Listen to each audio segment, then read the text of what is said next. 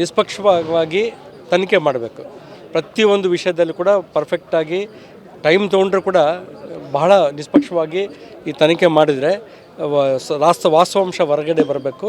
ಹಾಗಾಗಿ ಈಗ ನೋಡಿ 10 ದಿನ ಆಯಿತು. ಭರತ್ ರೆಡ್ಡಿ ಅವರು DSP ಅವರೇ ಒಂದು ಏನು ಕೊಟ್ಟಿದ್ದಾರೆ ಕಂಪ್ಲೇಂಟು. ಭರತ್ ರೆಡ್ಡಿ ಅವರು 1,000 ಜನನ SP ಸರ್ಕಲಿಂದ ಜನಾರ್ದನ್ ರೆಡ್ಡಿ ಅವ್ರ ಮನೆಯವರೆಗೆ ಕರ್ಕೊಂಡ್ಬಂದು ಗಲಾಟೆ ಮಾಡಿದ್ದಾರೆ ಅಂಥೇಳಿ DSP ಅವರು ಒಂದು ಕೊಟ್ಟಿದ್ದಾರೆ. ಅದ್ರ ಮೇಲೆ ನೀವು ಯಾಕೆ ಅದನ್ನು ಇವ್ರನ್ನ ಭರತ್ ರೆಡ್ಡಿನ ಇನ್ನೂ ಅರೆಸ್ಟ್ ಮಾಡ್ತಾಯಿಲ್ಲ? ಮಾಡಬೇಕಾಯ್ತು ಇಷ್ಟೊತ್ತಿಗೆ, ಆದರೂ ಕೂಡ ನೀವು ಮಾಡ್ತಾಯಿಲ್ಲ. ಹಂಗಾಗಿ ಈ ಒಂದು CID ತನಿಖೆ ನಿಷ್ಪಕ್ಷವಾಗಿ ಆದರೆ ಮಾತ್ರ ನಮ್ಮ ಒಂದು ಸ್ವಾಗತ ಇರುತ್ತೆ. ನಿಷ್ಪಕ್ಷವಾಗಿ ಇಲ್ಲ ಅಂತಂದರೆ ಮಾತ್ರ ಇದನ್ನು ಮತ್ತೆ CBIಗೆ ವಹಿಸಬೇಕು ಅಂತೇಳಿ ನಮ್ಮ ಡಿಮ್ಯಾಂಡ್. ನೆಕ್ಸ್ಟ್ ಚಾಲೆಂಜ್ ಮಾಡುವ ಸಾಧ್ಯತೆಗಳನ್ನು ಇರ್ತದೆ. ಹೌದೌದು ಮಾಡ್ತೀವಿ. ಇವರು ಅಂದರೆ ಪರ್ಫೆಕ್ಟಾಗಿ ಮಾಡಿದ್ರೆ ತೊಂದರೆ ಇಲ್ಲ, ಮಾಡಲಿಲ್ಲ ಅಂದರೆ ಮಾತ್ರ ನಾವು ಚಾಲೆಂಜ್ ಮಾಡ್ತೇವೆ. ಈಗ ತನಿಖೆ ಆಗೋವರೆಗೂ ಯಾವ ಥರ ರಿಸಲ್ಟ್ ಬರುತ್ತೆ ಅನ್ನೋದು ಗೊತ್ತಿರಲ್ಲ.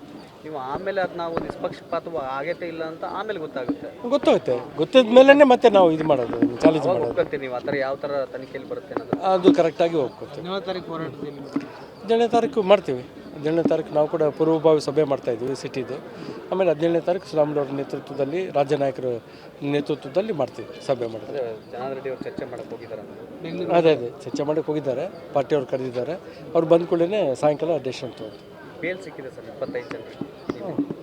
ಬೇಲ್ ಆ್ಯಕ್ಚುಲಿ ಅದು ಈಗ ನೋಡಿ, ಒಂದು ನಮ್ಮ ಕಡೆ ಅವ್ರನ್ನ ಯಾಕೆ ಇದು ಅರೆಸ್ಟ್ ಮಾಡಿದ್ದಾರೋ ಗೊತ್ತಿಲ್ಲ.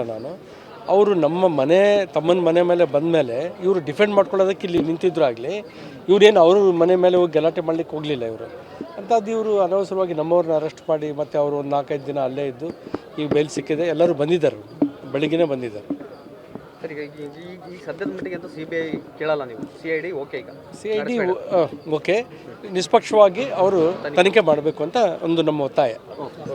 ಎಸ್ ಸರ್, ನಿಷ್ಪಕ್ಷವಾಗಿ ತನಿಖೆ ಮಾಡಬೇಕು. ಪ್ರತಿಯೊಂದು ವಿಷಯದಲ್ಲೂ ಕೂಡ ಪರ್ಫೆಕ್ಟಾಗಿ ಟೈಮ್ ತೊಗೊಂಡ್ರೂ ಕೂಡ ಬಹಳ ನಿಷ್ಪಕ್ಷವಾಗಿ ಈ ತನಿಖೆ ಮಾಡಿದರೆ ವಾಸ್ತವಾಂಶ ಹೊರಗಡೆ ಬರಬೇಕು. ಹಾಗಾಗಿ ಈಗ ನೋಡಿ 10 ದಿನ ಆಯಿತು. ಭರತ್ ರೆಡ್ಡಿ ಅವರು DSP ಅವರೇ ಒಂದು ಏನು ಕೊಟ್ಟಿದ್ದಾರೆ ಕಂಪ್ಲೇಂಟು. ಭರತ್ ರೆಡ್ಡಿ ಅವರು 1,000 ಜನನ SP ಸರ್ಕಲಿಂದ ಜನಾರ್ದನ್ ರೆಡ್ಡಿ ಅವ್ರ ಮನೆಯವರೆಗೆ ಕರ್ಕೊಂಡ್ಬಂದು ಗಲಾಟೆ ಮಾಡಿದ್ದಾರೆ ಅಂಥೇಳಿ DSP ಅವರು ಒಂದು ಕೊಟ್ಟಿದ್ದಾರೆ. ಅದ್ರ ಮೇಲೆ ನೀವು ಯಾಕೆ ಅದನ್ನು ಇವ್ರನ್ನ ಭರತ್ ರೆಡ್ಡಿನ ಇನ್ನೂ ಅರೆಸ್ಟ್ ಮಾಡ್ತಾಯಿಲ್ಲ? ಮಾಡಬೇಕಾಯ್ತು ಇಷ್ಟೊತ್ತಿಗೆ, ಆದರೂ ಕೂಡ ನೀವು ಮಾಡ್ತಾಯಿಲ್ಲ.